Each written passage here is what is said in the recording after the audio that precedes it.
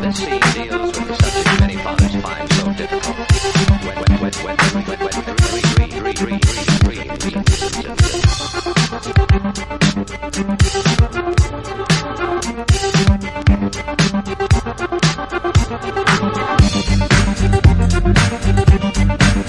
Welcome to Podcast V0.1, where we break down the latest research and tools for curious engineers.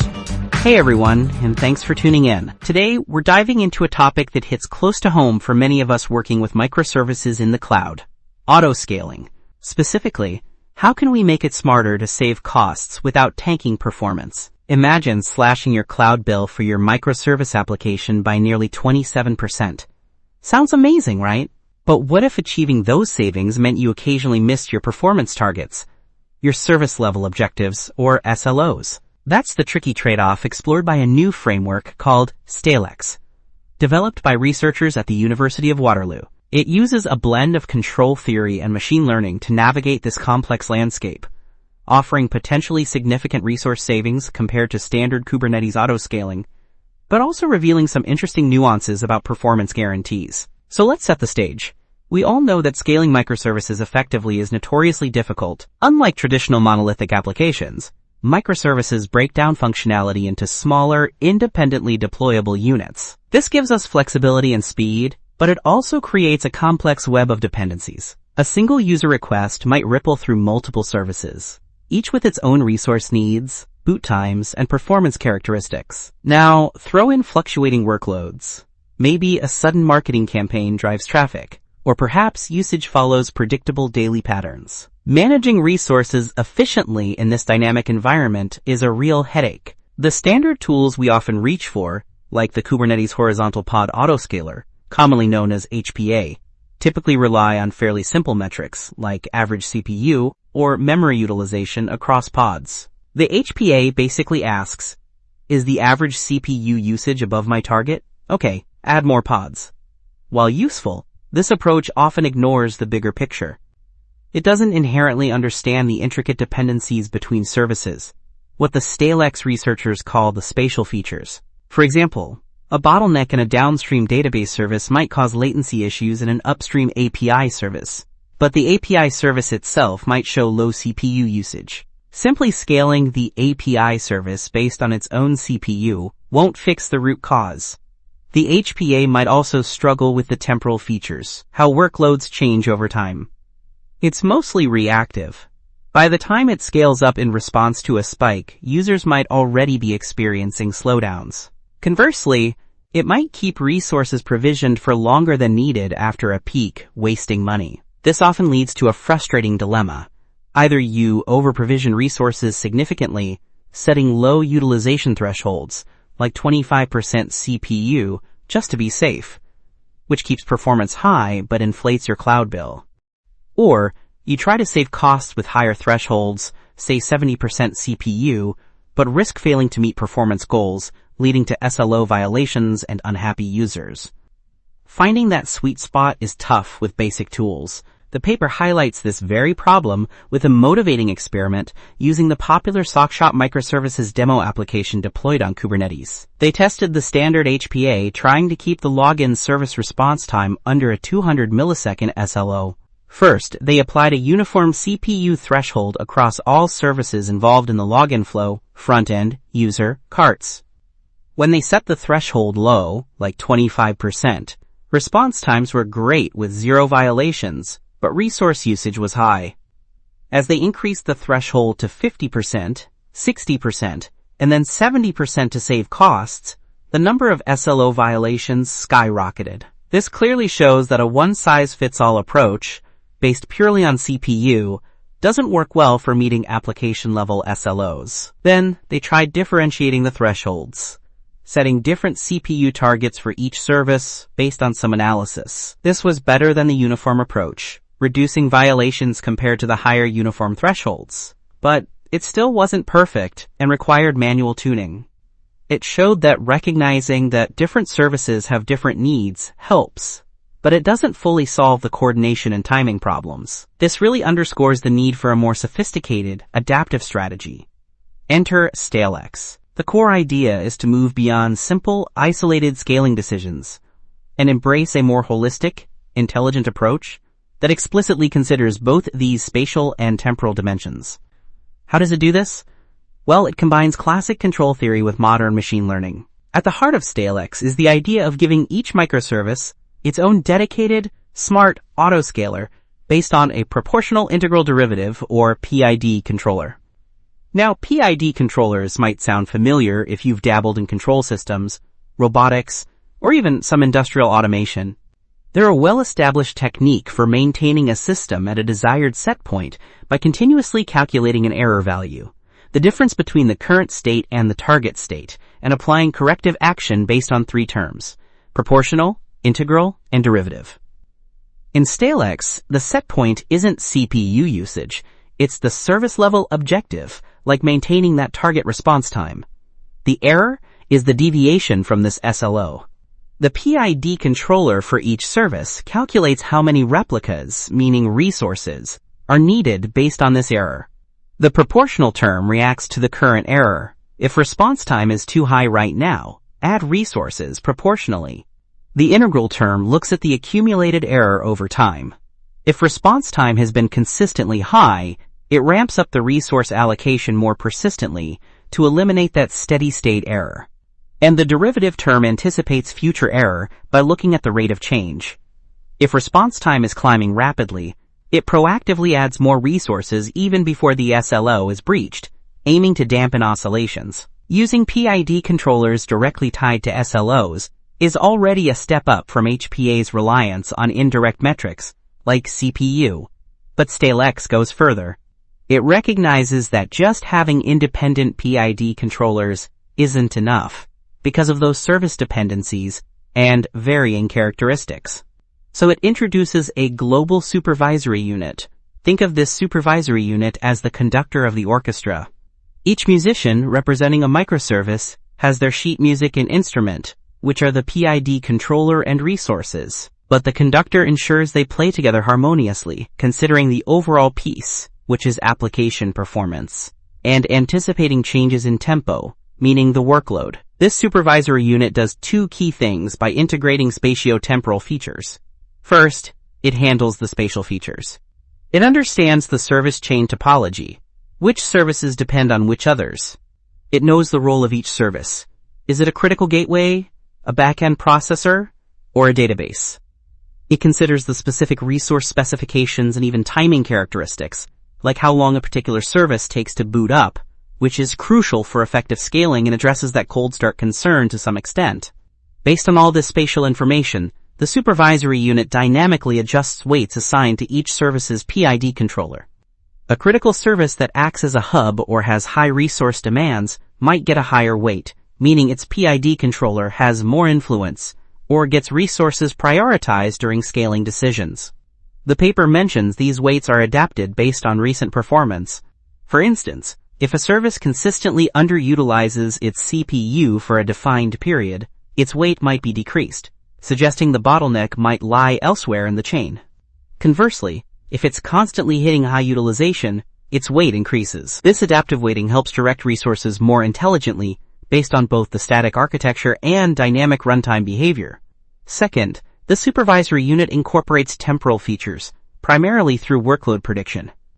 STaleX uses a long short-term memory model, or LSTM, which is a type of recurrent neural network, particularly good at learning patterns in time series data. The LSTM model is trained on historical workload data. In their experiments, the World Cup '98 web traffic dataset to forecast future traffic patterns. This prediction allows the supervisory unit to inform the PID controllers proactively.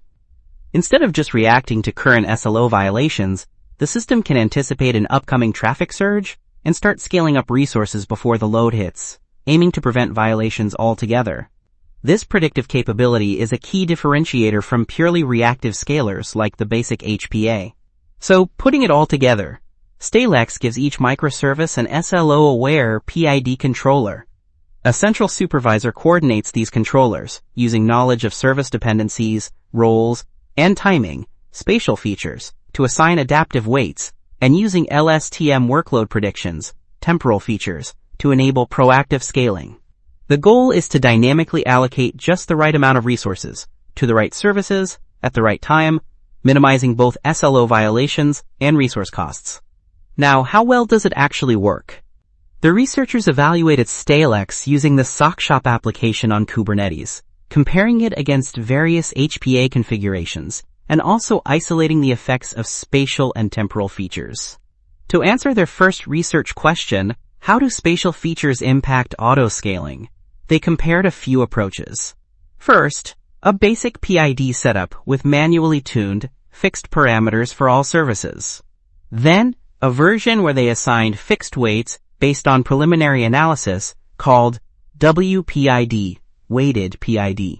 Finally, they tested SPID, spatial PID, which used their adaptive weighting mechanism based on service roles, requirements, and real-time feedback, but without workload prediction. The results showed that explicitly considering the spatial context significantly improves scaling efficiency. Specifically, the adaptive SPID approach, by incorporating spatial features and dynamically adjusting service weights, reduced resource usage by 15.6% and improved response time violations by 59% compared to the basic tuned PID controller setup. This clearly demonstrated the benefit of spatial awareness. Then came the second research question. What happens when you add temporal features, meaning workload prediction, on top of the spatial awareness? This led to the full STaleX framework, specifically the variant they call STPID, spatiotemporal PID. They compared STPID directly against the best spatial-only version, SPID. The results showed another significant leap.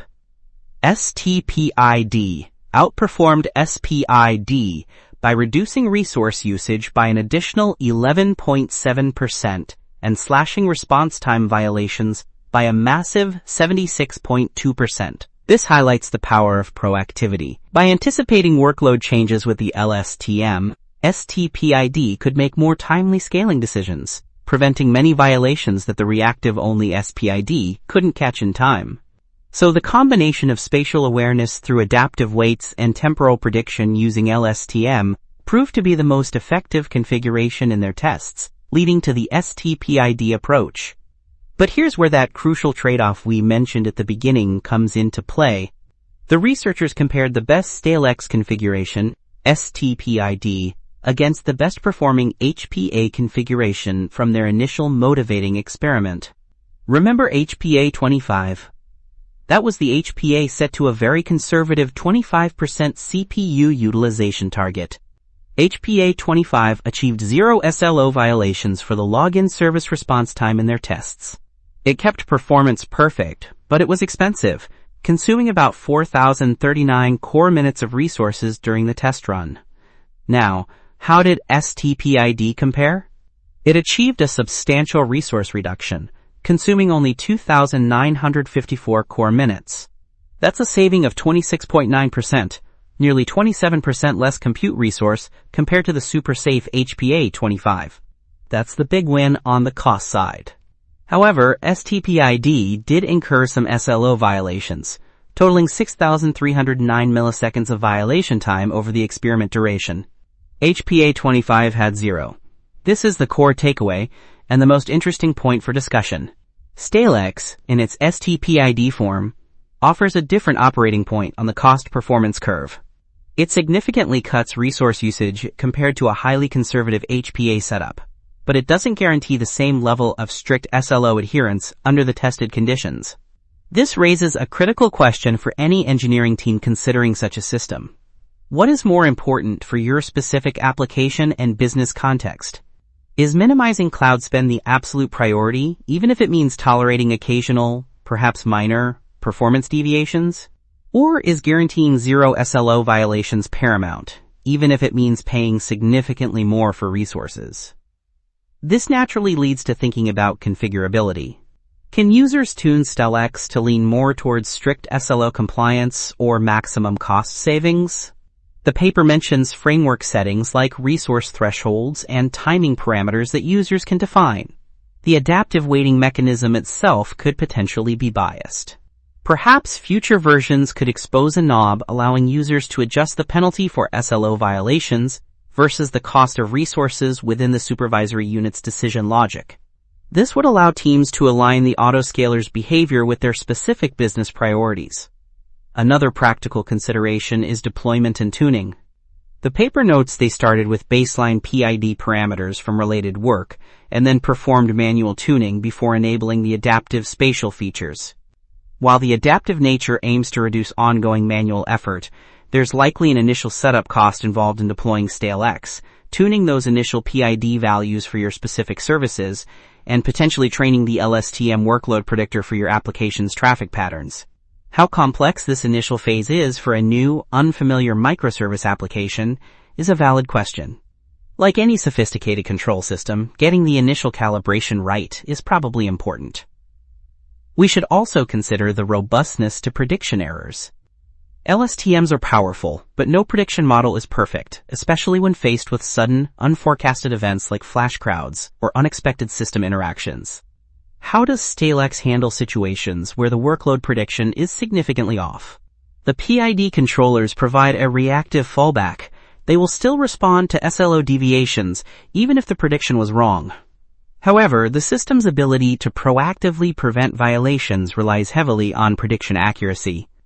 Significant unpredicted spikes might still lead to violations, though likely less severe or prolonged than with a purely reactive system like basic HPA. The combination of prediction and reaction offers a degree of resilience, but it's not magic. Finally, thinking about the mechanics of scaling, especially scaling up quickly based on predictions, the cold start problem or significant boot times for certain services remain relevant. The paper mentions that the supervisory unit considers service timing, including startup time, when adjusting PID parameters and resource allocation. This suggests the framework attempts to account for these delays, perhaps by initiating scaling actions earlier for services known to be slow starters. However, the inherent latency of provisioning new instances and initializing complex applications is a fundamental challenge in cloud environments that STaleX aims to manage more intelligently rather than eliminate entirely. So what's the big picture here for us as engineers? STaleX presents a compelling approach to microservice autoscaling that moves beyond the limitations of simple metric-based strategies. By explicitly modeling and adapting to both the spatial relationships between services and the temporal dynamics of workloads, it demonstrates a potential path towards significant resource savings. The use of per-service PID controllers tuned for SLOs, coordinated by an intelligent supervisor using adaptive weighting and ML-based prediction, is a sophisticated combination of techniques. The key insight, however, might be the explicit acknowledgement and quantification of the trade-off between cost savings and strict SLO adherence. Achieving nearly 27% resource reduction is impressive, but it came at the cost of some violations compared to the most conservative baseline. This forces us to think critically about our own system's requirements.